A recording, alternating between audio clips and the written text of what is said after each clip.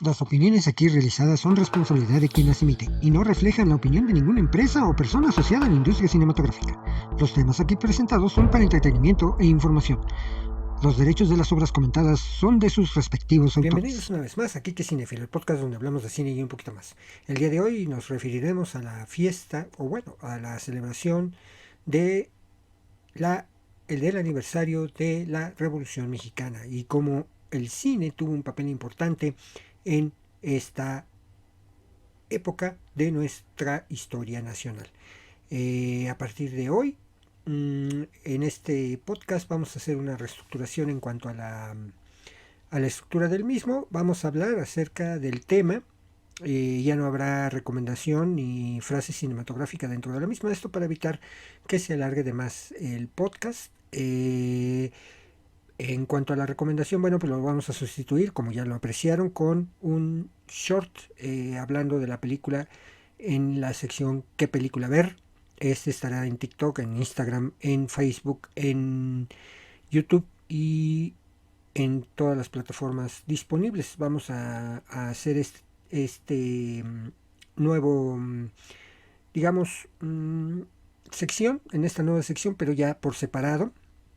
Y también, bueno, pues ya no daremos las noticias cinéfilas, un proyecto que me gustó hacer, pero pues como que no hubo la audiencia suficiente para seguir manteniéndolo. Entonces, bueno, vamos a tratar de enfocarnos en los temas en cuanto a todo lo que se refiere al cine. Les invito a que me sigan a través de mis redes sociales. Estoy en Facebook, Instagram, en Twitter, en TikTok. Así que los espero por ahí. Y bueno, pues espero que esta nueva reestructura les guste a todos ustedes. Comenzamos. Búscame en mis redes sociales. Todos los Kikes van con K. En Facebook, búscame como Kike Cinéfilo Oficial.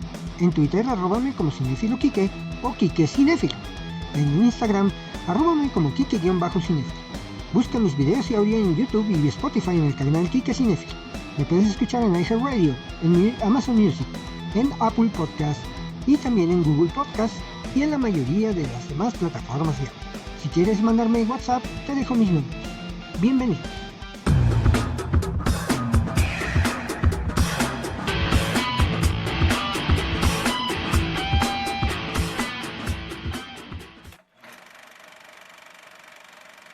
Los invito a escuchar el desarrollo del tema de hoy. Ningún acontecimiento de la historia de México ha inspirado más al cine que la Revolución Mexicana. Apenas si hay películas que traten de la conquista española o de las guerras de independencia, por citar dos eventos que podrían rivalizar en importancia y trascendencia. La razón probablemente se encuentra en que la revolución por una parte solidificó una identidad nacional y por otra heredó un sistema político que se legitimó y perpetuó en su nombre. Difícilmente podemos conocer cabalmente un evento histórico por medio de las películas inspiradas en él. El cine tiene sus necesidades y obedece a sus propias reglas. Los hechos de la realidad se alteran, se trivializan o de plano se adulteran en función de resultar más cercanos y atractivos para el espectador. La revolución es el escenario donde se baten las fuerzas del bien y del mal, con un sello nacional, a saber, los pobres contra los ricos, los libertarios contra los opresores, el pasado contra el presente. Ideológicamente esto tuvo mucho sentido porque fue un modo de legitimar un partido que se agarró del poder durante décadas. Porfirio Díaz fue la figura que representó el pasado colonial represivo. Incluso los trajes oscuros y las barbas se volvieron parte de las caracterizaciones maniqueas de los ricos en el cine. El resultado es que más que acercarnos a la historia, el cine de la Revolución prácticamente fundó un género, la fiesta de los pobres redimidos en las películas, una equivalencia de los modelos hollywoodenses que oscila erráticamente entre la historia, el western y la comedia musical. El cine de la Revolución Mexicana es apoteótico porque, según el cine comercial, es una fiesta manipulable que opera el Estado, un festín de campesinos que muestra el discurso demagógico del PRI. Pancho Villa, más que un héroe revolucionario, es el prototipo del macho que todo mexicano quisiera ser, cargado de una sabiduría natural, incuestionable y con visos de infalible. O como él decía, mátalos y después averiguas. Temerario, borracho y mujeriego. Para abordar el evento metodológicamente, el cine ha tomado 3 plataformas. La historia, porque decide la importancia del suceso; la influencia política, porque decide el tipo de productos; y el aspecto sociológico, porque desprende un mito del mexicano. Estas 3 bases se unen porque definen el tipo de cine que resultó.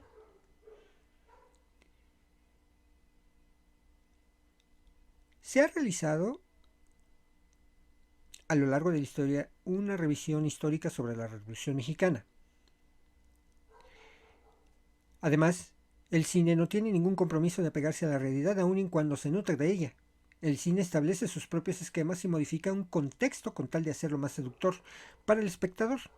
Apenas si podremos conocer de manera exacta un evento histórico por medio del cine. Es necesario describir lo que entendemos por la Revolución Mexicana, y de esta manera poder delimitar el contenido histórico con el cual se diferenciarán las películas. Concebimos como Revolución Mexicana el periodo de la historia comprendido entre 1910 y 1917. En México, donde tuvo lugar una serie de luchas y revueltas que intentaron transformar el sistema político y social creado por el entonces presidente Porfirio Díaz. Aunque oficialmente termina con la promulgación de la Constitución de 1917, los brotes de violencia continuaron hasta finales de la década. La mayoría de ellos bajo el estandarte de la Revolución. Este levantamiento, que contribuía a formar el México contemporáneo, no tuvo carácter homogéneo, sino que consistió en una serie de sublevaciones y conflictos internos protagonizados por distintos jefes políticos y militares. Aspectos socioeconómicos, dificultades políticas, coyunturas electorales y actores sociales que se oponían y criticaban al gobierno del general Díaz. Fue el caldo de cultivo donde sobrenada la Revolución Mexicana. Para poder desarrollar los acontecimientos del movimiento armado de la Revolución, tendremos que hablar de 2 características. Primero, resulta comprensible que al pasar de una disputa legal a una lucha armada, la batalla se dividía en diferentes escenarios. Las jornadas electorales se dieron en las ciudades, o mejor dicho, en las grandes poblaciones. Por su parte, la lucha armada se desarrolla en el campo, en las sierras, en los llanos y a lo largo de las vías del ferrocarril.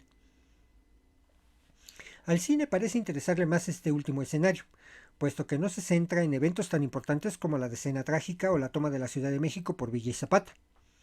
El cine le da una preferencia al paisaje rural, a la hacienda, a la ranchería, a los animales y a todo aquello que muestra polvo, nopales, indios guarachudos, improvisados, calzonudos con sombrero, bigote y una barriga feliz. El cine de la Revolución se esfuerza por contar historias gloriosas que se asemejan al western hollywoodense. Es decir, existe una narración del proceso de transformación de un país protagonizada por héroes que no solo encarnan los valores más arraigados de nuestra cultura, sino que establecen filosofías, formas, creencias, looks, modos de hablar, vivir y vestir. La inspiración que deja la Revolución se resume en batallas de campo abierto con hombres de una iconografía inconfundible. Calzones de manta, sombrero, mostachos, carrilleras y cananas. En suburbios que no tienen nombre, ni fecha, ni referencia alguna. Solo algunos directores como Paul Leduc en Reed, México Insurgente, e Ismael Rodríguez en Tierra de Hombres se preocupan por distinguir batallas importantes como la toma de Torreón, Coahuila o de Gómez Palacio, Durango. La revolución del cine se equipara erráticamente con una comedia musical. Se cuenta una historia irreal con vagas referencias a la realidad, que hacen sentir al espectador que participa en una fabulosa fiesta de luces, colores, vestuario, música, bailes y canciones, que cambian continuamente en un centelleo de hallazgos y sorpresas asombrosas. Cualquier motivo es bueno para cantar, más si el revolucionario está enamorado. Bajo esta premisa de los 2 escenarios, es importante señalar que hubo jóvenes de clase media urbana como Roque Estrada, Juan Sánchez Ascona y la familia Cerdán que tomaron el papel de caudillos electorales. Del mismo modo, hubo caudillos del ámbito rural de situación económica precaria o modesta como Pascual Orozco, Maclovio Herrera, Pancho Villa, entre otros. De la misma forma que al paisaje, el cine se interesa más por estos caudillos del ámbito rural, sobre todo de las figuras de Emiliano Zapata y Francisco Villa, o sus satélites que son generales y coroneles sin referencia histórica alguna. Los personajes del medio urbano con ideas que apoyan la revolución quedan relegados a un papel complementario, simplemente no se mencionan. Lo más cercano que se tiene de alguna participación importante de un personaje urbano es la alusión al periodista John Reed, que funge como protagonista de la historia Reed, México Insurgente. Los demás personajes urbanos están condenados a una participación secundaria. Tienen la particularidad de hacer pocas aportaciones, de reflejar un sentimiento fuera de malicias, de estar sometidos a las órdenes de mi general, de tener mucha capacidad intelectual, pero sin suficientes tamaños para tomar un arma y combatir como los hombres. Estas características del personaje urbano pueden verse reflejadas en el papel de Luisito en Así era Pancho Villa de Ismael Rodríguez. Una segunda característica del movimiento es que no fue general, ni temporal, ni geográficamente estable. La lucha armada se concentró en partes del norte del país y posteriormente en Morelos y algunas partes de Guerrero. El inicio del movimiento fue desalentador, puesto que Díaz pudo neutralizar el plan de Madero por lo menos de noviembre a enero. Fue a partir de febrero de 1911 cuando se dio una participación masiva y popular. El cine abusa de esta inestabilidad. Las más recientes producciones evaporan los contenidos y la secuencia histórica. En otras palabras, desperdician una sucesión y orden de eventos quedándose solo con aquellos pasajes que sirven para enaltecer al héroe o a la versión de la historia que cuentan. Una batalla, el nacimiento o muerte de un revolucionario y los motivos que los llevaron a entrar a la revolución. Estos son buenos ejemplos de los fragmentos que toma el cine para contar una historia chata y carente de credibilidad histórica. Zapata, de Alfonso Arau, es un buen ejemplo de ello. El filme se encarga de mostrar a un galán, de envolverse en melodramas románticos y de victoriar instituciones del presente. Todo esto en un contexto de un campesino predestinado a salvar a su pueblo por obra y gracia de los dioses.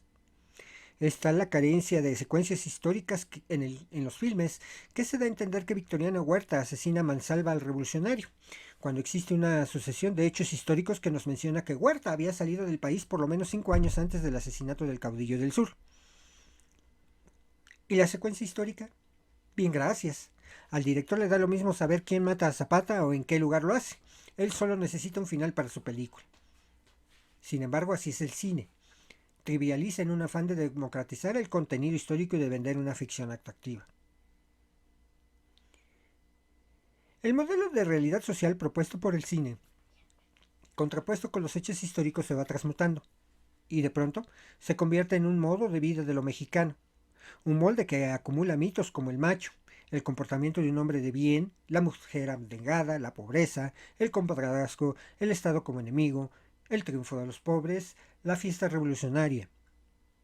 Esto se convierte en un estilo de vida que no es arte y que no estimula la sensibilidad, sino que está dirigido al entretenimiento fácil. Una forma nada novedosa que condensa la historia, la trivializa y la hace apta para todos con el afán de mantener precisamente entretenido al pueblo. Solo se muestra una versión costumbrista y folclórica de un movimiento que parece una kermés, en donde matar personas es como matar patos de metal. En este sentido de fiesta y de kermés, el cine de la revolución está hecho a medida de un gusto de clase media que los proyecta, los convierte y los construye. Una mercancía exportable que solo se encarga de contar épicas nacionales y situaciones o pasajes eóricos de los cuales se pueden tener referencia o no, lo cual no importa, siempre y cuando que en el filme se muestre una versión regional sobre la revolución. Si hablamos de mercancía heroica exportable, es necesario mencionar el prototipo del revolucionario y las figuras de Emiliano Zapata y Francisco Villa. Una especie de Robin Hood que el cine proyecta en sus imágenes. Un héroe que lo mismo saben de impartir justicia como de estrategias de guerra, de armas, de conquistar mujeres, de saber ser amigo y compadre, de tener sentimientos y compadecerse del que sufre, de tener buen humor, de salirse con la suya y sobre todo de cantar.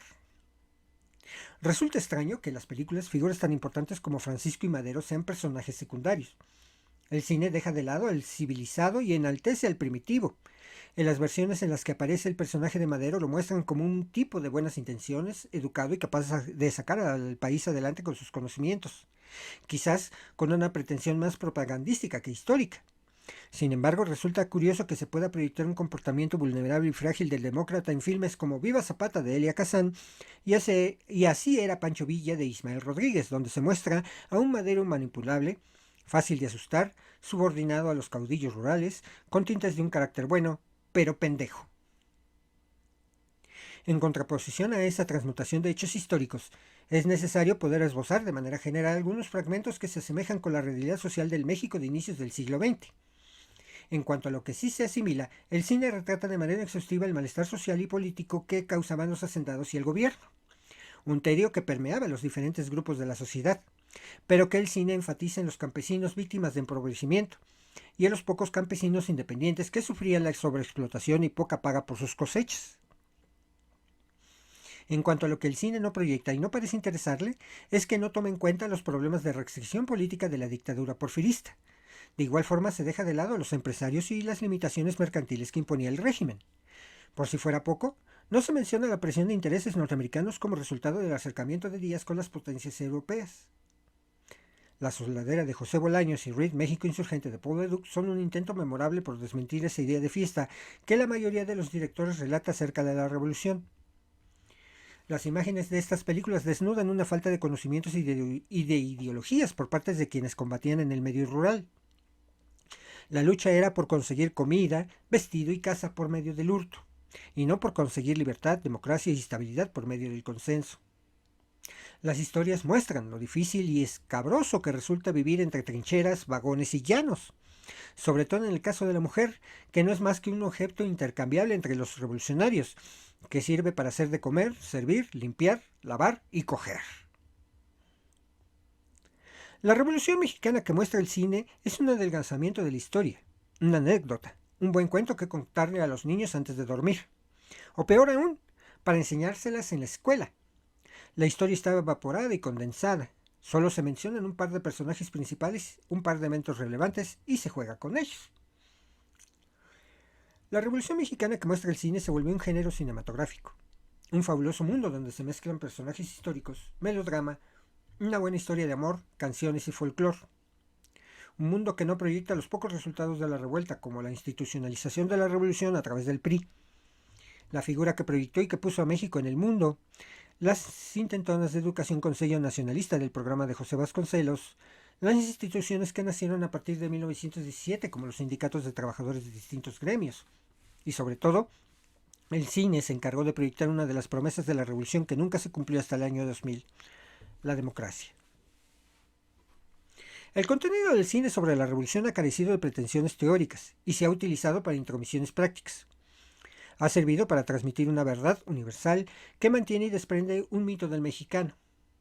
No hay una reflexión ideológica de la revolución. No hay un apego histórico. Solo es oportunismo y maniqueísmo. No hemos logrado salir de la kermés y de la ridiculez de mostrar un cambio que nunca se dio. La Revolución Mexicana es un evento histórico que cambió el rumbo del país en muchos sentidos. Antes que ninguno, inserta a México en la modernidad y lo destaca internacionalmente por ser la primera revolución social 7 años antes de la Revolución Rusa. México queda bajo las riendas de los líderes revolucionarios y en su afán de ordenar al país comienzan a institucionalizar el movimiento armado con la creación de un partido que terminará siendo el Partido Revolucionario Institucional, una estructura patriarcal y hegemónica por más de 70 años. A pesar de la corta duración presidencial de Abelardo L. Rodríguez, quien gobernó de 1932 a 1934, mantuvo su postura sobre lo que dijera el expresidente Plutarco Elías Calles. Fueron 2 años donde se aplicó un plan sexenal que determinaría la forma de gobernar de cada futuro presidente. El Partido Revolucionario Institucional trató desde sus inicios, y los partidos que lo antecedieron, el Partido Revolucionario Mexicano y el Partido Nacional Revolucionario, de mantener los ideales y principios de los que lleva el nombre, y conciliar los intereses de sus cabecillas. La mejor manera de hacerlo sería con la transición pacífica entre sexenio y sexenio. Después de la Revolución Mexicana se observó una instabilidad política en el país. La vida social, económica y cultural se vio afectadas por la manera en que el presidente en turno hacía, deshacía, repartía y asignaba dineros y puestos en el sector público. El cine no se queda atrás. Se mantuvo bajo el control del Estado, continuando la identificación con la Revolución Rusa en la que Lenin afirmaba que los medios en general, y el cine en particular, son una forma de dar a conocer la postura e ideologías de cada gobierno y justificarlas. ¿Para qué tener un control por parte del Estado? Simplemente para tener unidad nacional por medio de elementos que la fundamenten y establecer la ideología aceptada por el gobierno. Cada presidente, independientemente de las líneas generales del partido, implicaba su particular psicología para favorecer o rechazar las producciones cinematográficas. Así, 16 presidentes desde Abelardo L. Rodríguez hasta Enrique Peña Nieto han llevado al cine por diferentes caminos de libertad y censura, gasto y limitaciones de presupuesto, entre arrabaleras, luchadores y héroes, buscando dar al público el tipo de cine que a su juicio es el correcto. La observación y crítica del gobierno sobre El prisionero 13 de 1933 llevaron a Fernando de Fuentes a crear un final alternativo, ya que, según Abelardo Rodríguez, el final real afectaba la imagen de los militares y de los miembros del sector judicial. Claro, ¿quién se atrevería a poner como villano al gobierno? Nadie, mucho menos si quería seguir dirigiendo películas en su propio país. A pesar de lo anterior, Fernando de Fuentes dirigió con sobriedad películas de temas revolucionarios, en las que narró con sensibilidad y realismo lo sucedido detrás de la revolución, a comparación de futuros directores que harían de la historia una fiesta de pueblo.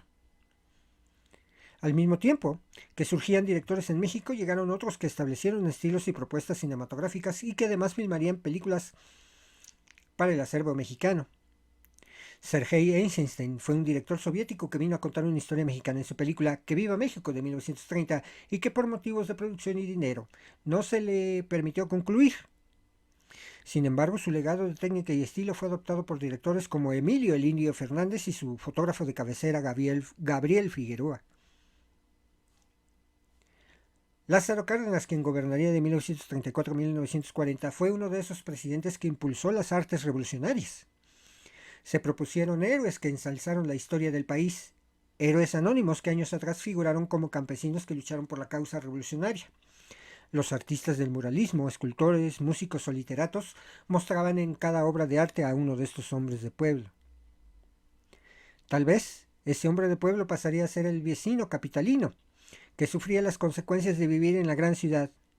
¿Y dónde quedó la revolución que no pudo en la realidad redimir campesinos? ¿El fracaso del proyecto revolucionario?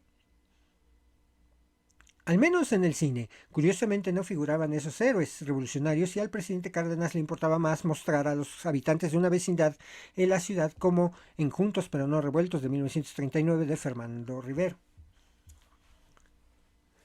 Dejar de lado el tema revolucionario abría el camino hacia un nuevo ciclo en el cine mexicano llamado Época de Oro, que se considera fue de 1939 a 1945.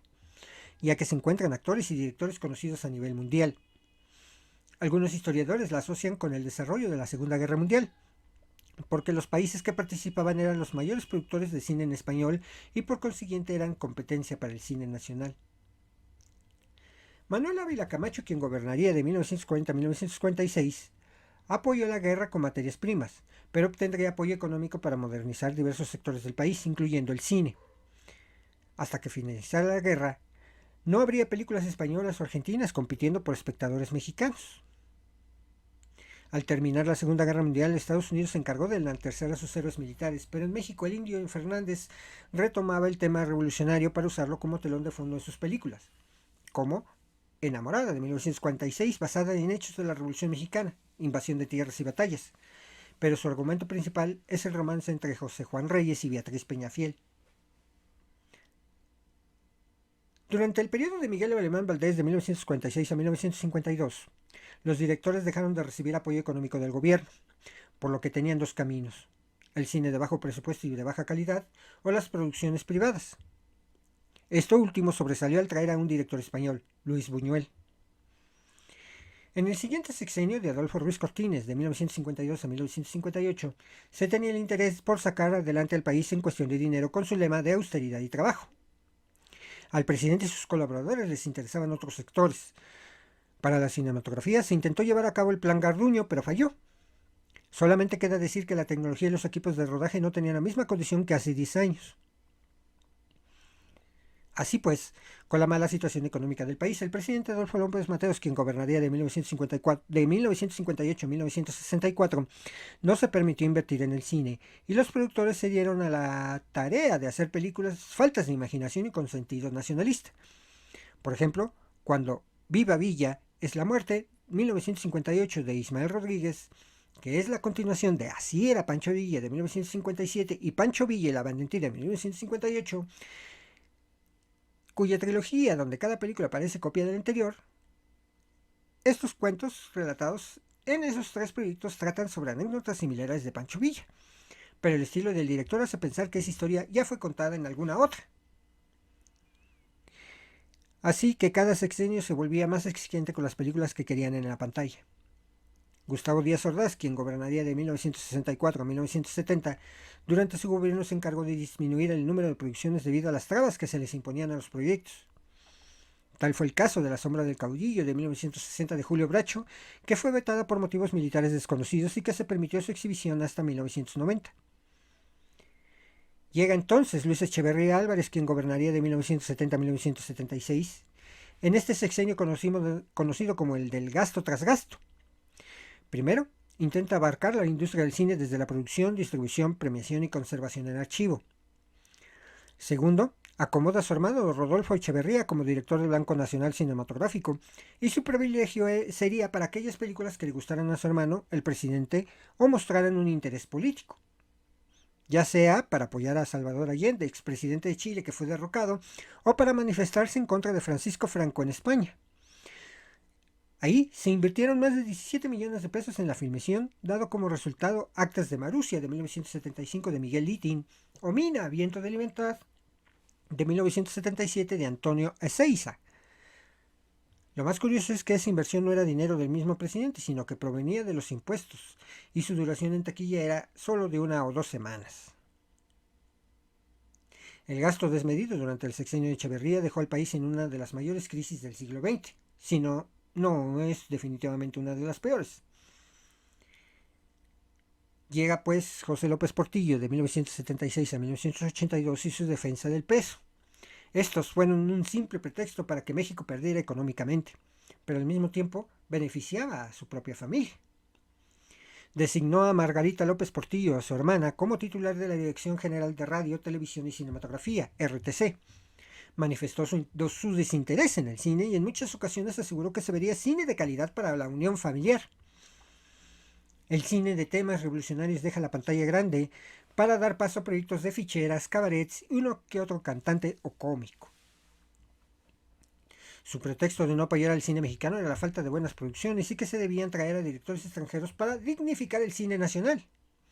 Lástima que estas producciones mexicano-extranjeras fueron un fracaso, como Campanas Rojas de 1982 de Sergei Bondarchuk. Durante la Revolución termina siendo una balacera sin efectos en el aspecto social y no aporta nada nuevo al cine. Es entonces que Miguel de la Madrid Hurtado, de 1982 a 1988, quien todavía llevaba las secuelas de la crisis, se permitió la creación del Instituto Mexicano de Cinematografía, IMCINE, aún bajo la supervisión de la Secretaría de Gobernación. Y a finales de sexenio empieza a funcionar el Consejo Nacional para la Cultura y las Artes, CONACULTA. Este sexenio de inmoralidad en el cine mantiene la tendencia de ficheras de López Portillo y abre paso a comedias o narcomelodramas que reflejaban la situación de México. No se toma en cuenta el suceso histórico ocurrido más de 70 años atrás, pero salen a relucir western basados en la Revolución Francesa o en novelas de autores conocidos.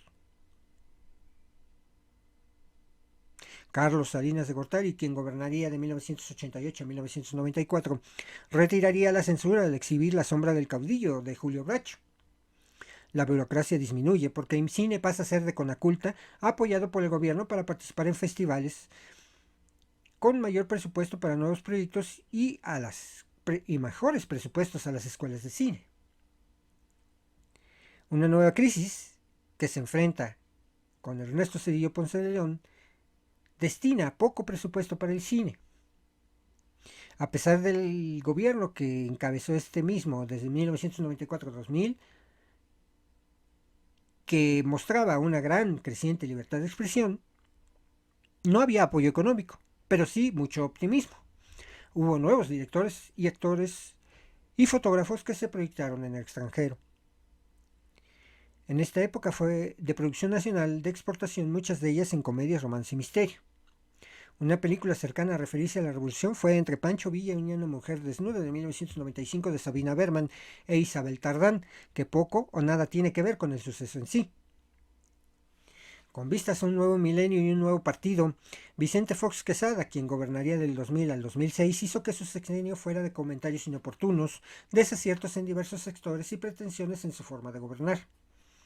Sin embargo, tenía la firme decisión de proyectar a México con una nueva imagen ante la comunidad internacional, aceptando tener problemas específicamente en derechos humanos. Alfonso Arau fue por el mismo camino foxista en Zapata, de 2004, donde la película tuvo desaciertos de principio a fin. No se apega a la historia revolucionaria y compara al protagonista con emperadores aztecas, pero Arau justificaba sus argumentos y escenarios para presentar la historia, disculpen ustedes, del héroe como un ser espiritual y místico sin plantear su lado conocido, el caudillismo. A pesar de que en sus años de gobierno Felipe Calderón Hinojosa pretende acercarse a los directores mexicanos y a las instituciones del cine con presupuestos de más de 700 millones de pesos, presupuesto que supera al del año 2000, que supera a todo lo que se había invertido en el cine durante el sexenio de Fox. Pero, muy a pesar, no existen proyectos que den a conocer el evento revolucionario. Solamente destaca en este sexenio la película de Roberto Snyder, Arráncame la vida, de 2008, que retrata el México postrevolucionario y la herencia de la Revolución Mexicana con ejemplos claros de la mitología del mexicano. En el sexenio de Enrique Peña Nieto, apenas si se filmaría algo relacionado con la Revolución Mexicana. Sin embargo, no era una producción nacional. Cristiada, que se basa en la guerra cristera después de la Revolución, fue el único esbozo que tendría relación con la Revolución Mexicana. Tal vez es muy pronto definir un sexenio cinematográfico actual. Sin embargo, no se conocerá hasta que se terminen estos 6 años de gobierno, duración de los periodos presidenciales en los cuales este rubro ha dado giros inesperados en cuanto a gustos, ideologías, referencias o exhibición por obra y gracia del Supremo Gobierno. Y aquí quiero detenerme un tantito antes de darle la lista de las películas más importantes de la Revolución Mexicana. Quiero hablar, por ejemplo, en el sexenio de Fox, que ya había dado pues esbozos de libertad,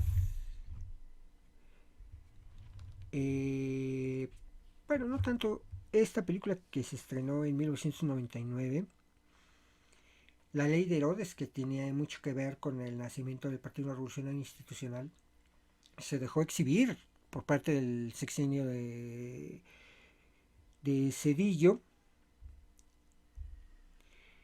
Y bueno, en el año 2014, aún estando el presidente Enrique Peña Nieto,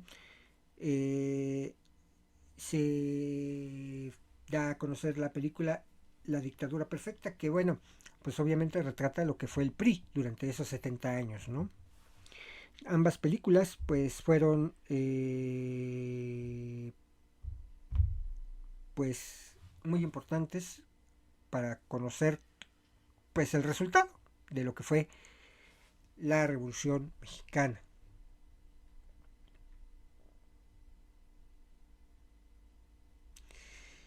Y pues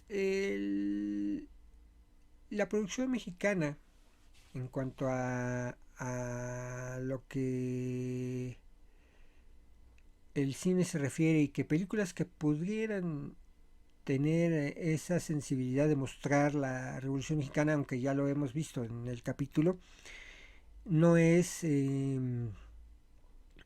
totalmente necesaria la la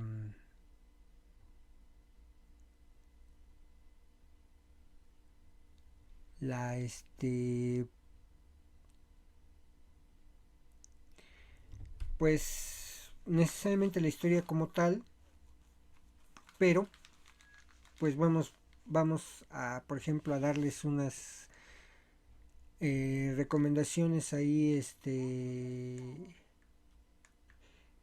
acerca de esta situación. Por ejemplo, Fernando de Fuentes es uno de los directores más importantes de la época de los 30 y que ha sido considerado como incomprendido del cine mexicano.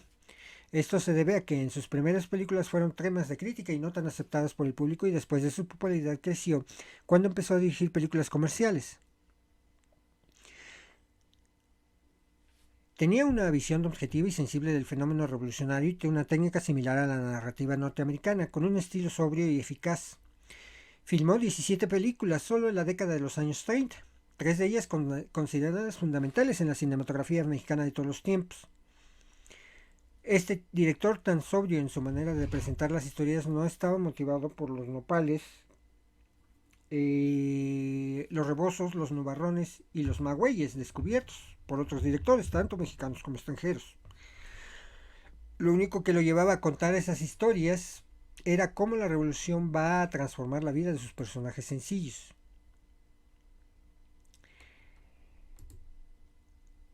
La trilogía sobre la Revolución Mexicana, denominada así por críticos e historiadores del cine, muestra el suceso histórico desde una perspectiva ajena a lo que representa la revolución, tanto en el campo como en las sociedades.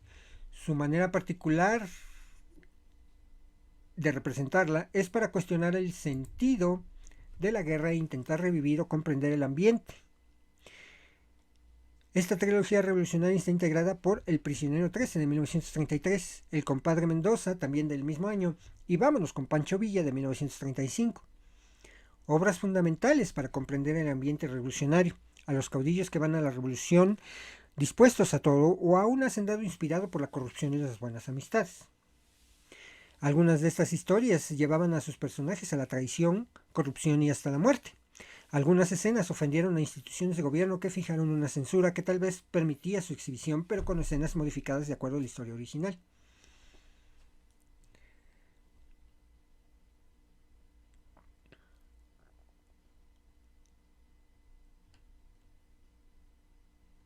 Otro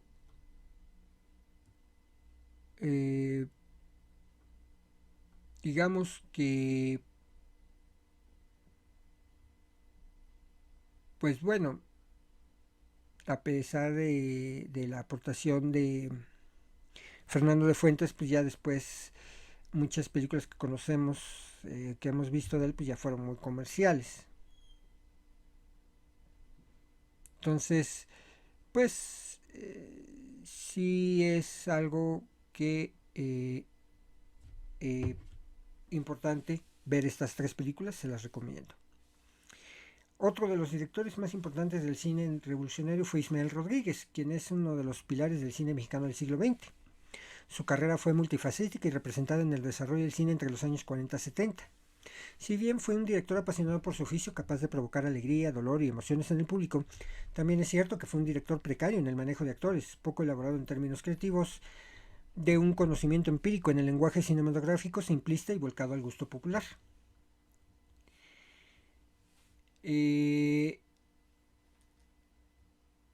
Durante su infancia, Ismael Rodríguez se muda con su familia a Los Ángeles, California, donde actúa a los 12 años en experimentales como Sangre Mexicana de Romualdo Tirado de 1930. En 1931 colaboró con sus hermanos mayores Roberto y Joselito en la sonorización de Santa, del director Antonio Moreno, convirtiéndose así en el pionero del sonido en México. Años más tarde estudia fotografía que practica en el laboratorio de Jorge Stahl, para posteriormente ser primer asistente de sonido, actor juvenil y anotador. En 1936 continúa con sus estudios en el Radio Institute de California. Ese mismo año construye el sonido Photocell para sustituir el sistema Vitaphone de una cadena de teatros en México, y cuando cumple 19 ya es operador de sonido. Asociado con sus hermanos, funda la Corporación de Películas Rodríguez en 1939. En 1940 escribe el guión de Ay Jalisco, no te rajes, teniendo como director a Joselito Rodríguez, además de ser asistente de dirección y editor. Su debut como director lo realiza con la película Qué lindo es Michoacán, cinta de la que también es guionista. En 1945, junto a su actor exclusivo Pedro Infante con Blanquestela Pavón, pareja artística que se consagra con la trilogía de Pepe el Toro. Esta dupla de trabajos que formó con Pedro Infante opaca sus trabajos restantes, es decir, el ciclo revolucionario de Ismael Rodríguez no es tan importante como su ciclo de Pepe el Toro, o de Los Tres García, o de A Toda Máquina, o de La Oveja Negra. En su ciclo revolucionario, así era Pancho Villa y la Valentina, y cuando viva Pancho Villa es la muerte, Ismael Rodríguez continuó con su fórmula de tocar las fibras del público a base de un entretenimiento asequible. Un entretenimiento que no solo rescata el patriotismo cívico de Fernando de Fuentes, sino que logra convertir en espectáculo la gesta revolucionaria. Además de ser un tributo al presidente en turno, que afirma en varias de sus películas con un breve comentario o dedicatoria personal, al principio o cada final de cada filme.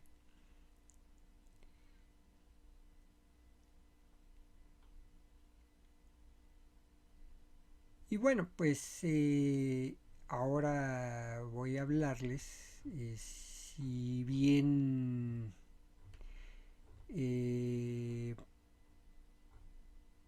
hay partes también de documentales, el cine documental de la revolución, ¿no? Merece una mención especial. Esas películas que tienen como plataforma imágenes tomadas de la realidad que se organizan, estructuran y editan para después precisarse como documentales, y de las cuales podemos dar dos ejemplos memorables, como Memorias de un Mexicano de 1950 y Epopeyas de la Revolución Mexicana de 1963. Obviamente el documental es un cine predominantemente pedagógico que ha pasado por casi todas las aventuras e infortunios de la historia. A pesar de su nacimiento en 1895, pareciera un cine de segunda mano por su escaso poder de convocatoria, si es que lo comparamos con el cine de ficción. Sin embargo, es la primera revelación de lo que hoy entendemos como cine. En Memorias de un Mexicano se pueden apreciar muchos detalles del pasado de nuestro país, tanto políticos, sociales y culturales. Se puede obtener un panorama del proceso revolucionario mexicano que abrió el siglo XX y su desarrollo hasta finales de la década de los 40. El ingeniero toscano se dedicó, conforme a la primera función documental acordada al cine por los hermanos Lumière, a retratar imágenes y los hechos más significativos, a su juicio, del México de la época. Los productos de su trabajo los exhibía en forma de noticiarios breves y cortos documentales de su cinematógrafo Lumière. Carmen, su hija, invirtió 3 años de su tiempo para producir el primer largometraje documental en el país, Memorias de un Mexicano. Las imágenes y la narración de los sucesos ayudan a comprender el complejo periodo histórico que comúnmente llamamos Revolución Mexicana. Esta incluye varias revoluciones, las cuales tuvieron diferentes líderes y diarios, escenarios y participantes. El documental fotografía escenas de la vida cotidiana del México de aquellos años, las cuales muestran algunos aspectos de la riqueza y diversidad cultural, fiestas tradicionales, los primeros trenes eléctricos, las mulitas y las calandrias. Salvador Toscano recorrió el país y captó algunos de los principales acontecimientos políticos de la época, el inicio y desarrollo de la lucha revolucionaria, las acciones de algunos personajes destacados como Díaz, Madero, Zapata, Villa, Carranza, Obregón y Calles, así como la participación de la población. La narración de la película se hizo en primera persona. Una voz masculina declaraba el tema central de la película, la revolución. Toscano se concretó a las posiciones marginales del público, no partícipe, que ve de la historia lo que los verdaderos hacedores de ella le dejan ver. Su hija años después viviría un México que había asimilado ya todo un pasado contradictorio y turbulento, canonizándolo por el simple hecho de ser histórico. El montaje del material resultó al fin y al cabo tan ambiguo como el material mismo, aunque pareciera que su deseo fuera el de destruir la ambigüedad de unas imágenes a las que la perspectiva histórica debía dar sentido y orientación. Sin embargo, las imágenes se resistieron por fortuna a tener otro sentido que no fuera el que tenía originalmente. En lugar de someterse a una visión histórica, de convertirse en pasado, afirmaron su actualidad por fortuna, y cada espectador pudo con ellas imaginar otro cine mexicano real, vivo y palpitante. Memorias de un Mexicano tiene el mérito de demostrar un momento oportuno, un cine que no se debía inventar sino descubrir.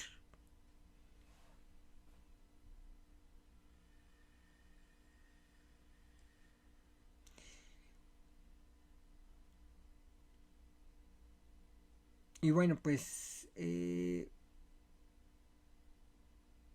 nombre de Apoteosis Revolucionaria surge en este momento, como evidenciamos, como una tendencia de género o que se enaltezca el evento histórico. Sin embargo, se niega la verdad y la realidad de toda esta histórica situación de nuestro México. Y bueno, pues espero que les haya gustado el programa del día de hoy. Les dimos pues una repasada a los eventos históricos,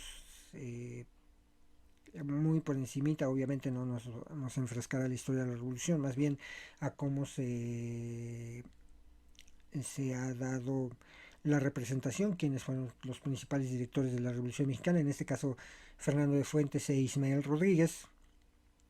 Eh, y pues bueno, pues les recomiendo que vean esas 7 películas, Memorias de un Mexicano, las 3 de Fernando de Fuentes y las 3 de Ismael Rodríguez, son una buena referencia de lo que fue la Revolución Mexicana. Y hay muchas otras, como bien dijimos al principio de este podcast, pues el cine mexicano ha tenido esa tendencia de mostrar más la Revolución Mexicana que la independencia o la conquista. Eh, digamos que parte de lo de la conquista pues se ha hablado más en aquellas representaciones de la Virgen de Guadalupe, que les voy a recomendar que vean precisamente el capítulo dedicado a la Virgen de Guadalupe de la segunda temporada.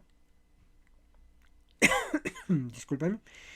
Y pues ahí nos referiremos, bueno, se refiere a algunas películas que logran darnos la perspectiva de la revolución, ¿no? Perdón, de la conquista. Y bueno, pues ahí les recomiendo que vean esas películas. Y bueno, pues esto ha sido todo por el día de hoy en Quique Cinéfilo, el podcast donde hablamos de cine y un poquito más, en este episodio número 16. Y bueno, pues ya entrados en la en el mame, por decirlo así, el próximo episodio voy a hablar de fútbol, porque ya estamos en medio del desarrollo del Mundial de Fútbol. El día de hoy, bueno, hace el día de ayer, precisamente domingo, estoy grabando el día lunes, el día de ayer, domingo, fue la inauguración del Mundial de Fútbol de Qatar 2022, un mundial raro, un mundial que no se llevó en verano, como regularmente se acostumbraba, se está llevando en invierno, por decirlo así, debido a que en Qatar se alcanzan temperaturas increíbles en el verano. En un país que muchos han criticado por su forma de gobierno, por su muy restrictiva forma de vivir. Ahorita pues la última polémica que se armó ahí fue de que no hubo a final de camino venta de cerveza dentro de los estadios cuando se había comprometido con la FIFA Qatar de que sí lo iba a haber. Pero bueno, cada quien, ¿no? Y creo que debemos de respetar esa forma de pensar y, como dice el dicho, al lugar que fuere haz lo que vieres. Entonces pues yo creo que debemos de respetar eso, ¿no? Y eso de... He estado viendo algunos videos y algunas cosas que desgraciadamente nuestros compatriotas están haciendo allá, como meter ilegalmente alcohol. Pues no se vale, chicos. Digo, de por sí tenemos una muy mala imagen en algunos lugares del mundo. Y sobre todo en los mundiales hemos tenido cada cosa que, bueno, por ejemplo, me acuerdo muy bien de un suceso de un mexicano borracho que fue y apagó el fuego de la libertad en el arco allá en los Campos Elíseos en Francia. No, ahí haciéndose pipí ahí fue a apagar el fuego que tenía añísimos de no apagarse. Y bueno, pues imagínense, ¿no? Es algo que no se debe de hacer. Yo les digo si alguien por allá me ve y pues yo les digo, no hagan eso, vamos a comportarnos, vamos a seguir las reglas. Es algo de lo que nos falta mucho. Y pues precisamente hablando de la Revolución Mexicana, pues nos dio una constitución que se ha ido modificando obviamente durante estos 80 90 años que tiene de vigencia. Eh, no, 100 años ya. 105 años ya tiene la, la constitución. O sea, creo yo que ya debemos de seguir las reglas, de respetar las leyes, Y bueno, pues obviamente no, pues demostrar que somos mejores personas, ¿no? Digo, todos, siempre hay un negrito en el arroz, como le dicen por ahí, pero yo creo que no debemos de manifestar ese tipo de comportamientos con quienes nos reciben con los brazos abiertos. Y eso aplica en todos los sentidos, ya sea que tú estés aquí en México visitando a un familiar, algún otro estado. Bueno, eso es lo que nosotros debemos de hacer, ¿no? Y bueno, pues como les digo, la próxima semana dedicaré este podcast al fútbol. Ya había yo como que pensado, pero bueno, ahorita que el Mundial de Fútbol de Qatar está en, en su apogeo, pues bueno, vamos a hablar del fútbol en el próximo capítulo. Mientras tanto, cuídense mucho y esto fue Quique Cinéfilo, el podcast donde hablamos de cine y un poquito más. Hasta entonces. Conducción, guión, cámara, audio, edición y todo lo demás lo hice yo. 2022 Quique Cinéfilo Producciones. Todos los derechos reservados.